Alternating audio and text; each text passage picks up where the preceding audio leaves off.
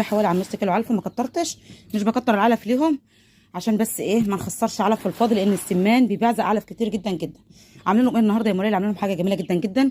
جبت حبايه من البطاطس، حبايه كبيره من البطاطس، دي نشويات عاليه جدا جدا، بروتين، اعلى بروتين ممكن تقدمه للطيور بتاعتك البطاطس، لان فيها اعلى نشويات. لو اخدتوا بالكم هتلاقوا، شوفوا الميه اللي بتنزل منها دي النشويات بتاعتها، والبطاطس اصلا اللحم بتاعها داخله نشويات.